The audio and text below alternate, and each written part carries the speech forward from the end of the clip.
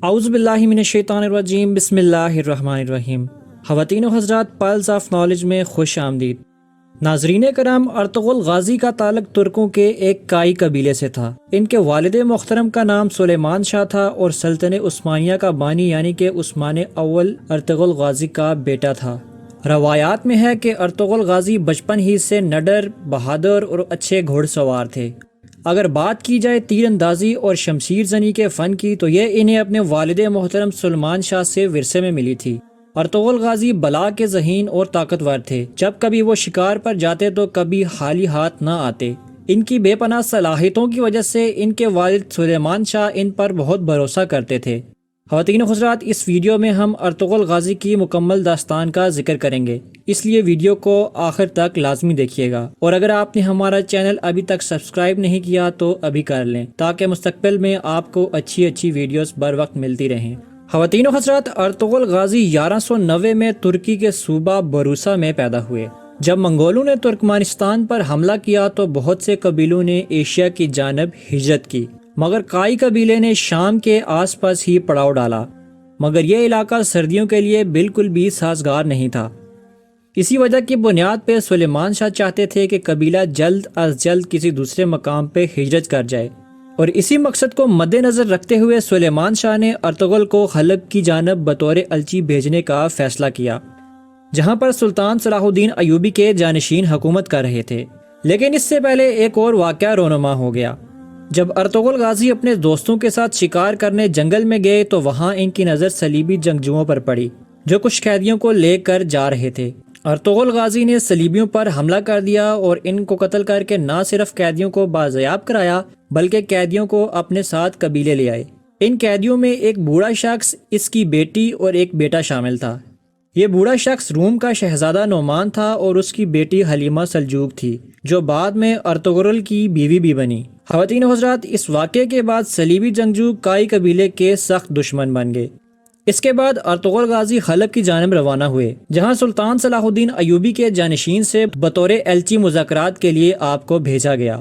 حلب میں آپ بہت سی سازشوں کا شکار ہوئے، لیکن وہ اپنی بہادری اور اللہ کی مدد کے ساتھ تمام سازشوں سے بچ نکلے اور قبیلے کے لیے ایک زمین سلطان سے حاصل کر لی۔ ارطغرل غازی نے سلطان سے جو علاقہ حاصل کیا وہ صلیبیوں کے قلعے کے نزدیک تھا۔ وہاں پر رہنا موت کو دعوت دینے کے مترادف تھا، کیونکہ صلیبی پہلے سے ہی کائی قبیلے کے دشمن تھے۔ سلیمان شاہ نے اس علاقے میں پڑاؤ ڈال دیا جسے اناطولیہ کہا جاتا ہے۔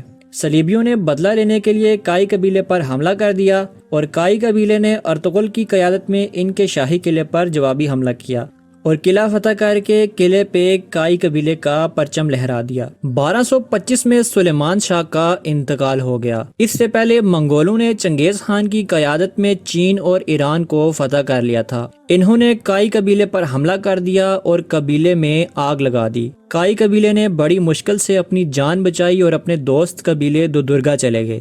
اس قبیلے کا سردار ارطغرل غازی کا ماموں تھا۔ انہوں نے کائی قبیلے کو رہنے کی جگہ دی اور ان کی مدد کا فیصلہ کیا۔ ارطغرل غازی جانتے تھے کہ منگول دوبارہ حملہ آور ہونے کی کوشش کریں گے، اس سے پہلے دونوں قبیلوں کو مل کر منگولوں پہ حملہ کر دینا چاہیے، لیکن ان کے ماموں نے ان کی اس بات کی مخالفت کر دی۔ ان کے ماموں جان کی وفات کے بعد دودرگا قبیلے کا سردار ان کا ماموں زاد بن گیا۔ جب کائی قبیلے کے سردار کا چناؤ کا وقت آیا تو ان کے بھائیوں نے سرداروں کو پیسے دے کر ارطغرل سے تخت چھین لیا، لیکن ان کا مقصد ارطغرل غازی کو اناطولیہ سے ہجرت کرنے سے روکنا تھا۔ ارطغرل غازی ہمت ہارنے والوں میں سے نہ تھے۔ بالآخر انہوں نے منگولوں کو بھی شکست سے دوچار کیا اور صلیبیوں کی سرزمین اناطولیہ کی طرف سے ہجرت کرنے کا سوچا۔ خواتین و حضرات، ارطغرل غازی کو ایک دینی صوفی ابن العربی کی رہنمائی بھی حاصل تھی۔ وہ ارطغرل غازی کے ہر فیصلے پر ان کو مفید مشوروں سے نوازتے۔ بالآخر ارطغرل غازی نے اپنے بھائی سے بغاوت کی اور اپنے بیوی، بچوں، والدہ اور قریباً 400 جانثاروں کے ساتھ ہجرت کا فیصلہ کیا اور اناطولیہ کی مغربی سرحد پر آباد ہو گئے۔ وہ اس چھوٹے سے قبیلے کے سردار بن گئے اور قبیلے کے حالات بالکل بھی سازگار نہیں تھے، یہاں تک کہ فاقوں کی نوبت آن پہنچی۔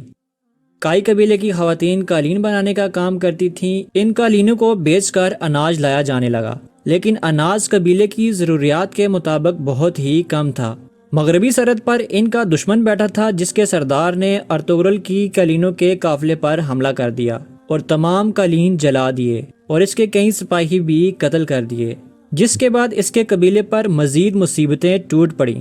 وہ جس بازار میں تجارت کرتے تھے اس کو ہانلی بازار کہا جاتا تھا، جو ترکی میں آج بھی ہانلی بازار کے نام سے مشہور ہے۔ اس بازار کا مالک قسطنطنیہ کے صلیبیوں کا جاسوس تھا۔ جب ارطغرل غازی کو معلوم ہوا تو اس نے اپنے سپاہیوں کے ساتھ مل کر ہانلی بازار پر حملہ کر دیا اور اس بازار پر قبضہ کر لیا۔ سلجوق سلطان پہلے ہی ارطغرل کا مداح بن چکا تھا۔ وہ ارطغرل غازی کی بہادری اور اس کی ایمانداری کا قائل تھا۔ ترکی روایات کے مطابق تلوار سے لیا گیا علاقہ اس شخص کی ملکیت ہوتا ہے، اس لیے سلطان نے سعد الدین کو واپس بلا لیا اور ارطغرل کو سارے علاقے کا سردار بنا دیا۔ لیکن امیر سعد الدین کوپیک نے قبیلے کی دوسری شاخ کے سردار بہادر کے ساتھ مل کر ارطغرل کے ساتھ بغاوت شروع کر دی۔ اس نے ارطغرل کے بیٹے کو قید کر لیا اور سردار بہادر کے ساتھ مل کر سازشیں شروع کر دی۔ ارطغرل غازی نے سردار بہادر کو قتل کر دیا اور نور گل کو قبیلے کا نیا سردار تعینات کر دیا اور اپنے بیٹے کو بھی آزاد کروا لیا۔ خواتین و حضرات، اس کے بعد ارطغرل غازی نے سلطان کی فوج کا انتظار کیے بغیر اپنے سپاہیوں کے ساتھ مل کر بازنطینی قلعے پر حملہ کر دیا اور یہ قلعہ بھی فتح کر لیا۔ قلعے کا کمانڈر جس کا نام آرز تھا وہ اپنی جان بچا کر بھاگ گیا اور قلعے پر سلجوق سلطنت اور کائی قبیلے کا پرچم لہرا دیا گیا۔ ہانلی بازار اور قلعے کو فتح کرنے کے بعد ارطغرل غازی کا ہر جگہ چرچا ہو گیا۔ ارطغرل غازی سعد الدین کوپیک کی سازشوں سے واقف تھے اور وہ سلطان کو اس سے آگاہ کرنے کے لیے روانہ ہوئے۔ ارطغرل غازی نے سعد الدین کوپیک کے خلاف سلطان کو ثبوت پیش کیے، لیکن وہ سازشی اپنی جان بچانے میں کامیاب ہو گیا۔ 1237 میں سعد الدین نے سلطان علاؤ الدین اور اس کے جانشین کو قتل کر دیا اور اس کا الزام ارطغرل غازی پر لگا کر انہیں قید کر دیا گیا۔ سلطان علاؤ الدین کے بیٹے سردار غیاث الدین کو نیا سلطان بنایا گیا۔ جب سلطان غیاث الدین کو اس بات کا علم ہوا کہ اس کے باپ کو سعد الدین کوپیک نے قتل کروایا ہے تو اس نے ارطغرل غازی کو آزاد کر کے قبیلے کا دوبارہ سے سردار بنا دیا۔ امیر غیاث الدین نے اپنے باپ کے قاتل سعد الدین کوپیک کو قتل کرنے کا حکم جاری کیا اور اس مہم کے لیے بھی ارطغرل غازی کو چنا گیا۔ ارطغرل غازی نے سعد الدین کوپیک کو قتل کیا اور سلطنت کو دوبارہ اپنے پاؤں پر کھڑا کیا۔ اس کے بعد ارطغرل غازی سوغوت ہجرت کر گئے۔ ناظرین کرام، سوغوت وہ علاقہ تھا جو سلطان علاؤ الدین نے ارطغرل کو تحفے میں دیا تھا۔ ناظرین کرام، یہ وہی علاقہ ہے جہاں سے سلطنت عثمانیہ کی داغ بیل ڈلی۔ ناظرین کرام، اس کے ساتھ ہی ہماری آج کی ویڈیو اختتام کو پہنچی۔ انشاءاللہ حاضر ہوں گے ایک نئی ویڈیو کے ساتھ، تب تک کے لیے اجازت دیجیے گا۔ اپنا دوستوں، رشتہ داروں اور گردنواں کے تمام لوگوں کا خیال رکھیے گا۔ تب تک اللہ حافظ۔